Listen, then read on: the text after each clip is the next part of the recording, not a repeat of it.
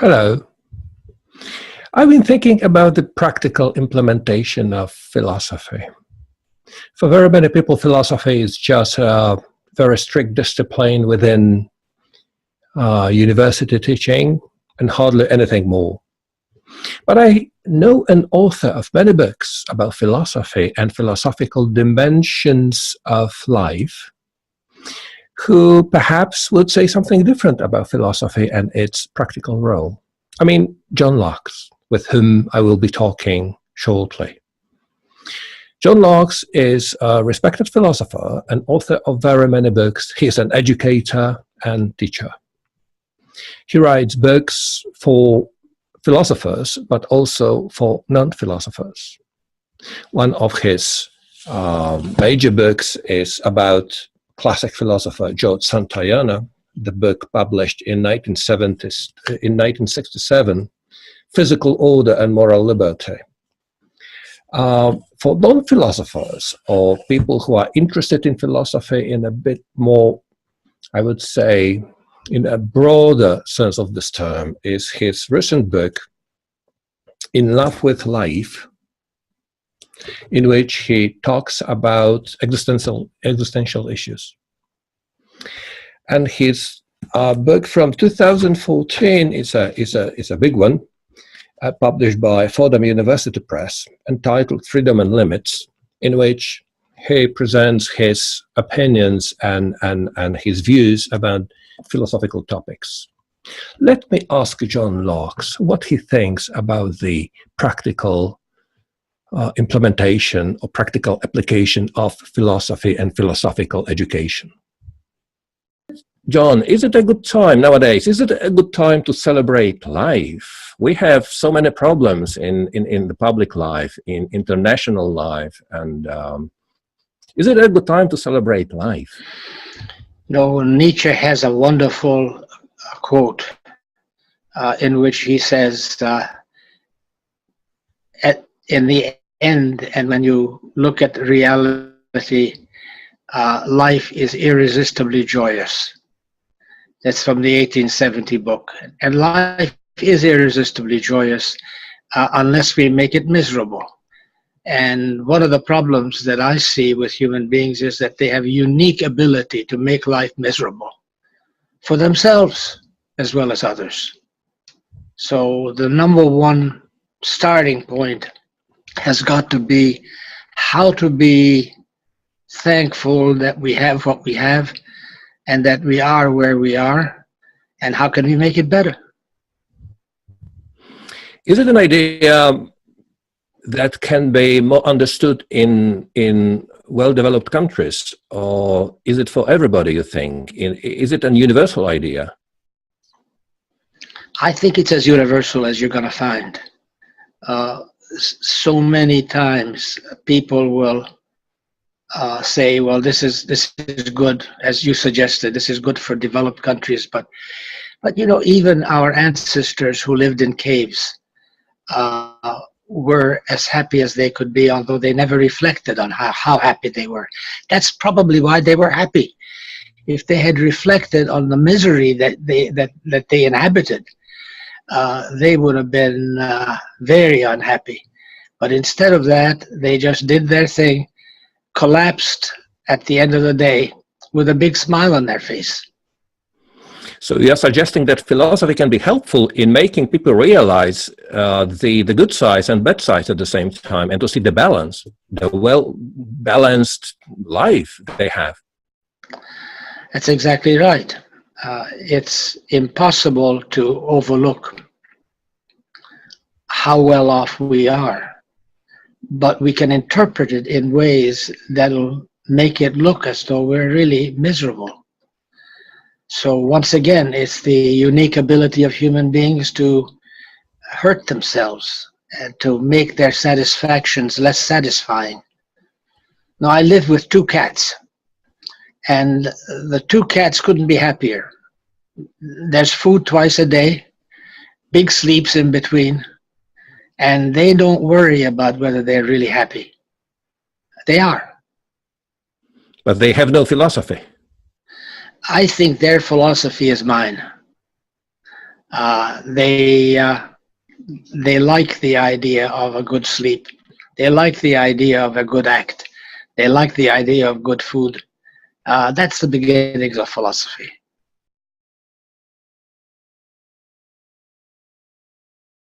One of your recent books, Meddling, you write that what you call the positive pluralism, to which this point requires it's not just the toleration of diversity, but also its encouragement. Different cuisines, different ways of relating to family, a variety of religious practices, and multiple conceptions of self. So from this point of view, you are in favor of pluralism, and you see some benefits out of this, right? Yes, I see more peace coming out of it than war. We absolutely love to meddle in each other's lives, take over the life of a friend who is judged not to be capable of conducting his own or her own life. It's really terrible. But if we imagine that there are many ways of perfection, many ways in which we can make sense of our lives, many ways in which life can be good for a person. If you take those things into account, then all you can do is leave them alone, leave them be, help them when help is needed, but not by telling them what they ought to do. What I want to say is something like this: just the fact that there are many equally valid values, just that fact doesn't say that every value is equally valid. So I would say, I'll give you the example that I like to use because it speaks to me. I don't understand what it's like for someone to want to be a dean. It's totally unintelligible to me. Pushing paper, going to meetings, it's a terrible set of desires, a terrible set of activities, and no satisfaction at all for me. Some other people, on the other hand, find that their lives are completed only if they can be a dean, even as a minor dean, a sub-dean, but they absolutely love it. Now, what am I going to say about this? I'm right and they're wrong? They're right and I'm wrong? Neither. Each is right for himself or herself, and so be it. Now, if there's another element involved, then I come down hard. If people say, look, everybody ought to be a dean, everybody ought to do whatever, everybody ought to be of this religion or that religion, then I say no. Let people be what they are, what they want to be, what satisfies them, what they like to do, so long as they don't get in each other's way.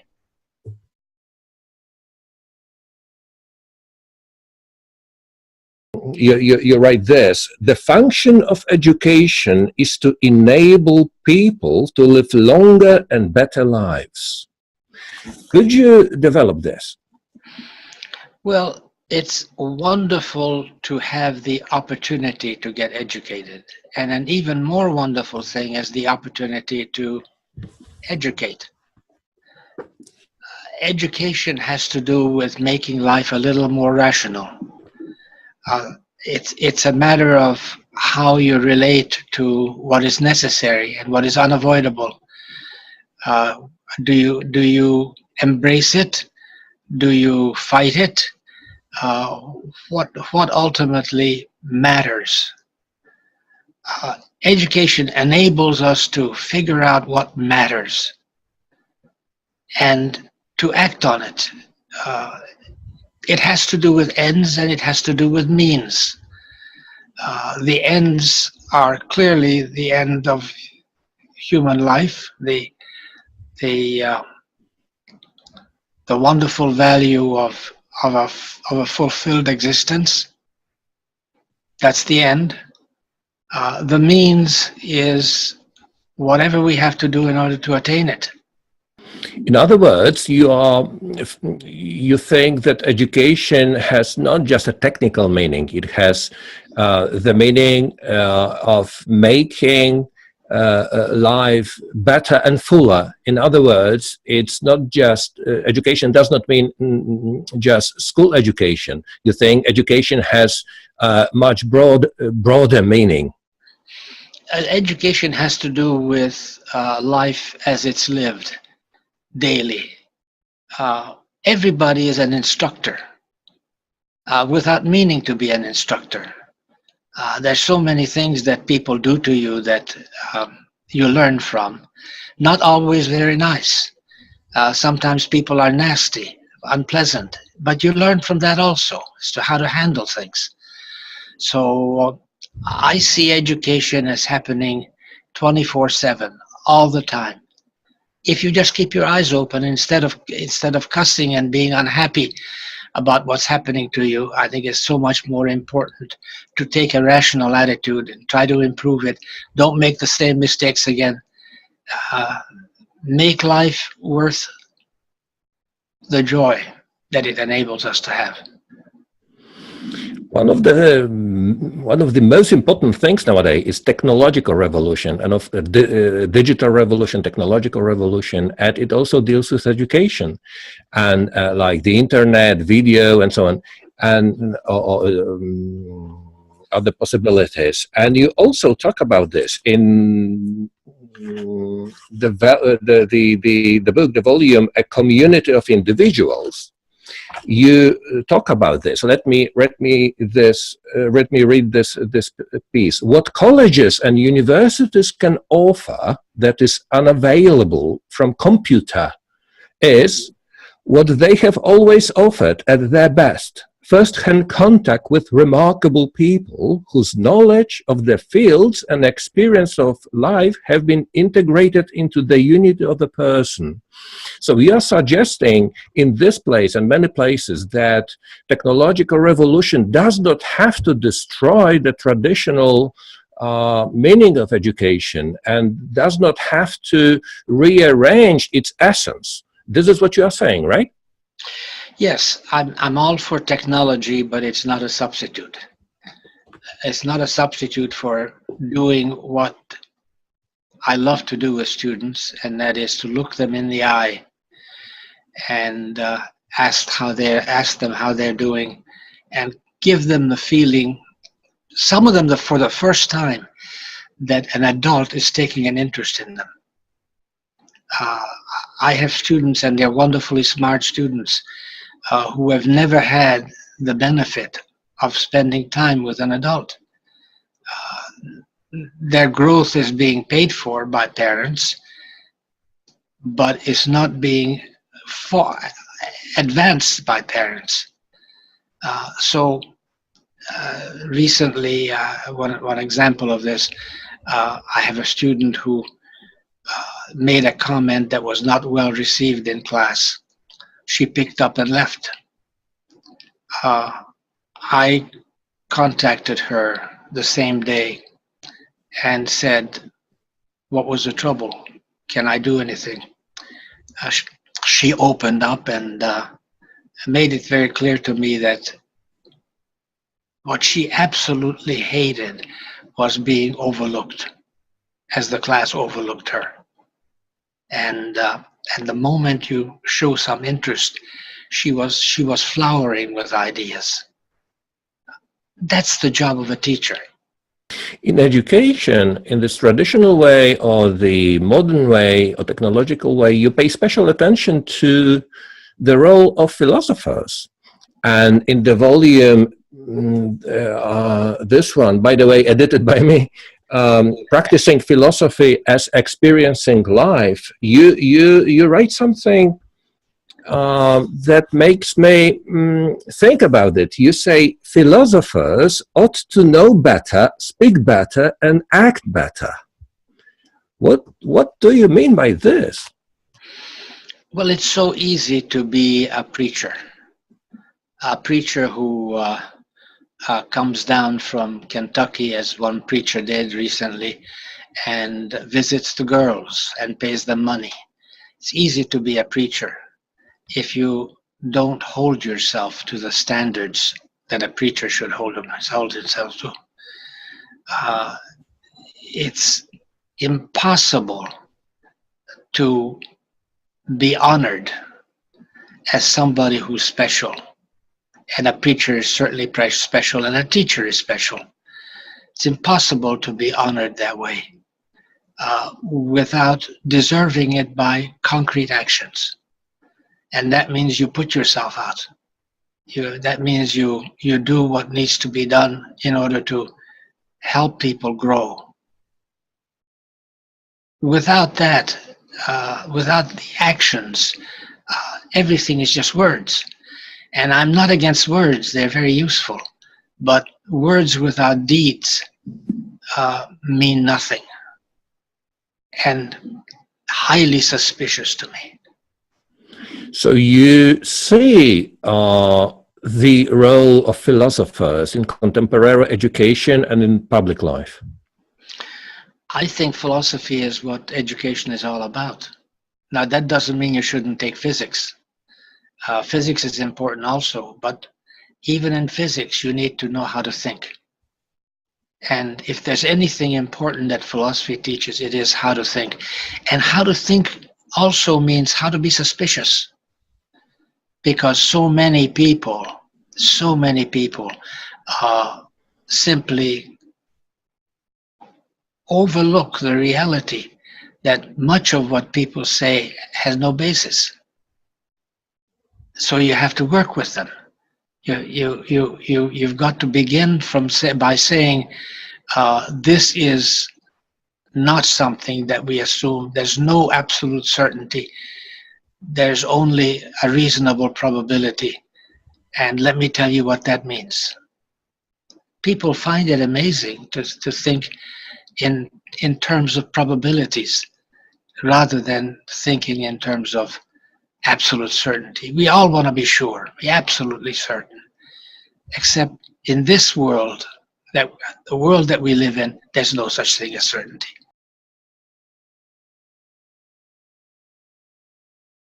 Thank you. Now I would like to invite you to comment on some questions. As you know, a couple of weeks ago, Berlin Practical Philosophy International Forum, we organized a webinar or online conference about your text, The Quality of Life. And we have a couple of people, especially students, who were interested in your text, and we were discussing the things, and they sent me, after the webinar, they sent me some questions and comments. One of the students from Rome, Gabriel Aleandri, has written actually two questions. What's the difference between being unhappy or happy on the one hand, and on the other hand, having a low or high quality of life? So the question is about is happiness related to low quality of life, and is unhappiness related to low quality of life, and happiness related to high quality of life, especially in these contexts. People's own assessment.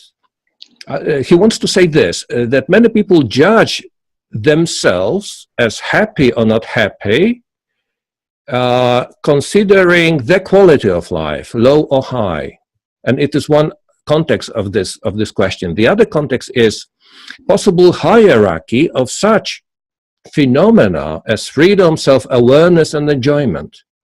So let me sum this up in this way. What's the difference between feeling or being happy and having high or low quality of life? Is there any clear difference? I don't see a clear difference. I don't see a difference. In the text that you're talking about, I'm trying to get at what I call human satisfaction. And human satisfaction is known by many names, but I don't see any clear distinction among them. So I would say low quality of life, unhappiness, suffering, a whole lot of words, pain. They don't capture exactly the same idea, but they're all related ideas and overlapping ideas. What about people who feel unhappy, but yet, from some point of view, they have high quality of living? That's because we suppose that we should be able to tell what is a high quality of life on the basis of objective criteria. I don't think you can do that. Objective criteria would suggest that everybody would agree, and I haven't been able to find anything concerning which everybody agrees as absolutely essential for high quality or totally destructive for low quality of life. Okay. The second part of this first question is, what about a possible hierarchy of such phenomena as freedom, self-awareness, enjoyment, and quality of living, and happiness or happiness? Do you find any hierarchy here? Not hierarchy, but interesting relationships. So, for instance, there is a clear relationship between what I value on the one hand and what others value if it's different from what I value. The difference is a function of my assessment of what is satisfying. So satisfaction is the ultimate word that I like to use. It's not that using the word happiness there's anything wrong with that, but satisfaction means an understandable lessening of activity as a result of having achieved what we want to achieve. So it's a purposiveness issue. It's a purposiveness. What the purpose that we want is not to be stressed by the fact that we want something that we can't have. So what we do is one of two things. We go ahead and push hard, try to attain what we thought we couldn't, or throw in the towel and say, I can't do it, it's too much for me. And those are the two elements, by the way, of my Stoic pragmatism. Because if you do the first of the ones that I just suggested, and spend time on trying to improve your condition, even over the possibility of maybe failing, then you're a pragmatist. A pragmatist is interested in improving the quality of life. And when you have to throw in the towel because you just can't make a go of it, either your standards are too high, or your ability is too low, is too inadequate. And that is Stoicism. So Stoic pragmatism is, to my mind, the solution to so many of the unhappinesses that we have. Because so long as we can make ourselves more happy, we will. And in as much as we can't make ourselves happier, or even happy to any extent, we gracefully surrender. I understand that you have already answered to the question it was asked by Maya yesterday. Standard of living versus quality of life. There is no versus. It's more or less the same for you. Quality of life is a very awkward way of talking about satisfaction. But it's something that people like to do because it contrasts nicely with quantity of life. So when you are ill, or some relative or loved one is ill, we say, oh my goodness, the quality of life of this person is not high, but we still want to extend her quantity of life.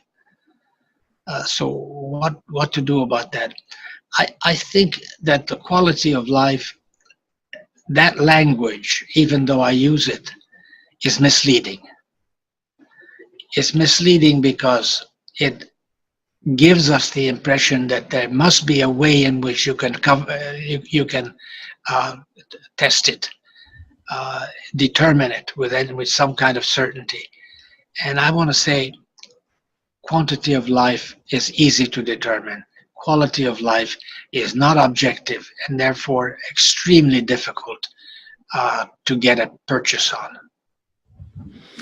The two other questions refer exactly to this point. Igor Milic asks you something like this. Don't you think that in assessing the good death as being a quick one, and claiming that we have high quality lives because we live longer, we are actually abolishing the principle of subjectivity in defining the quality of life? For some, for example, he continues, for some, the ideal quality of life being dying young. No, I must say I'm not impressed by the idea of dying young. Of course, I missed my opportunity for happiness had that been what it's all about. My point was very simple. It's really too bad what we allow to happen to our loved ones. We go out of our way to keep people alive when they're no longer alive. The world's record for somebody in a state of unconscious coma is 36 years. A woman surprised somebody who was pilfering her home. He hit her in the head. She became a living body, but just biologically living. Why do we keep people like that alive? And we go to incredible lengths. I'm not saying kill them, but permit them to let go of existence. But we don't do that. We do that to our animals. You know, when you've got a dog that's got a bad cancer, it'll be quietly put out. Human beings must suffer, and if you're in a state of Tennessee, for instance, you have got to make sure that your physician doesn't prescribe for you any medication that you might take and die, because they're going to prosecute him for being accessory to a crime, namely the crime of killing yourself.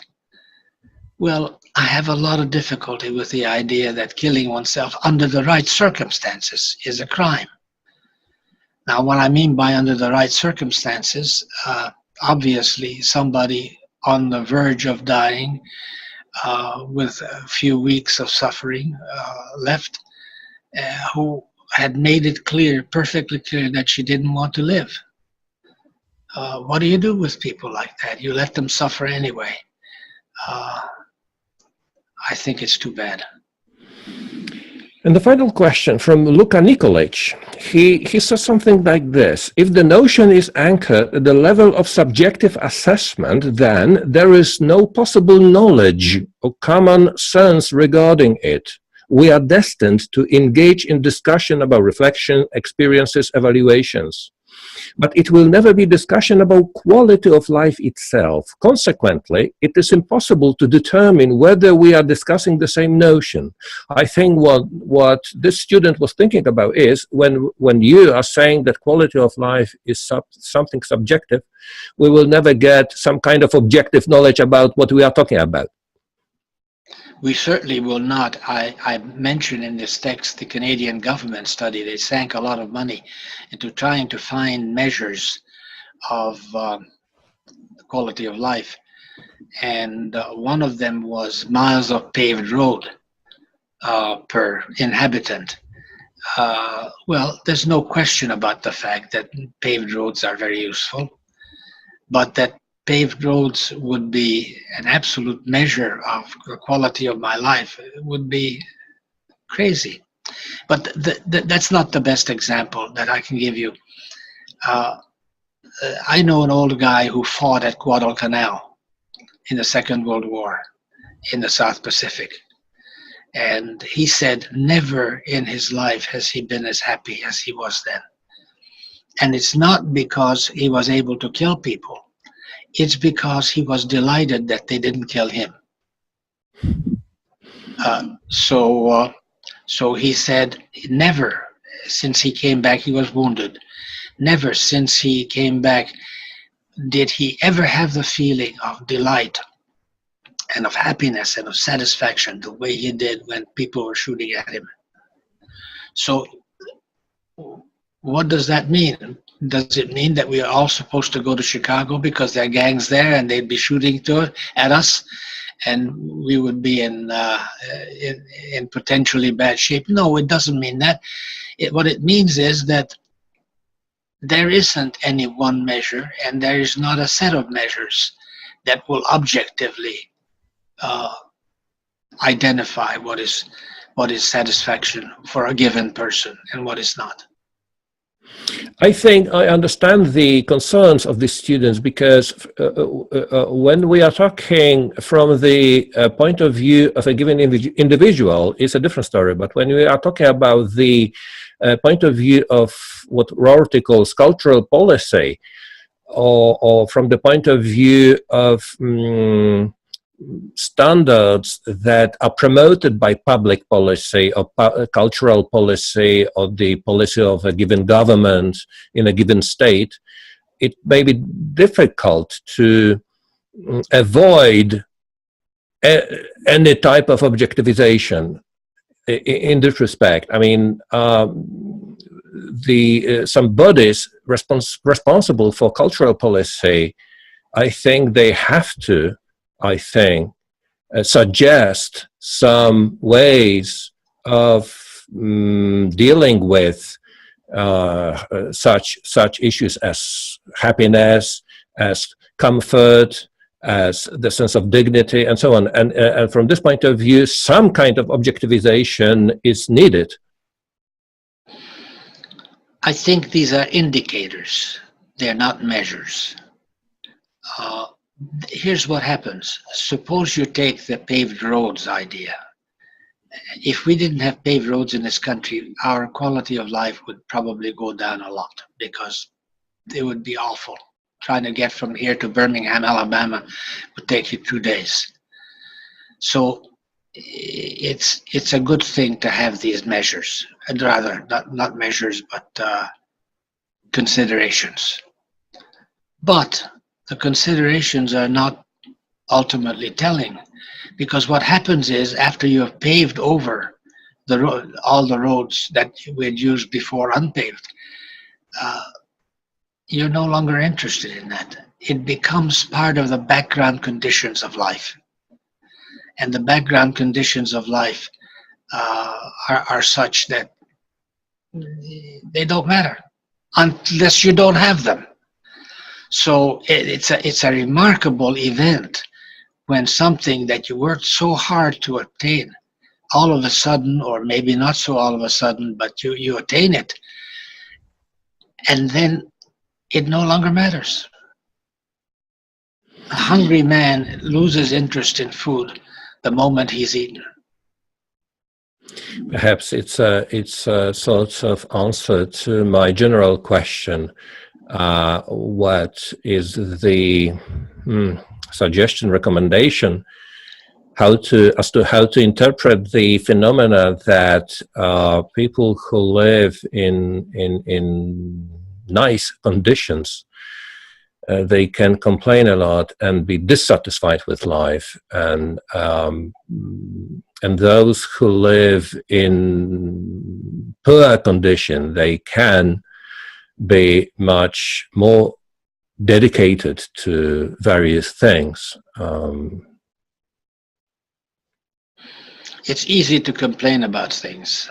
I think sometimes complaining about things that we worked so hard to attain is almost indecent.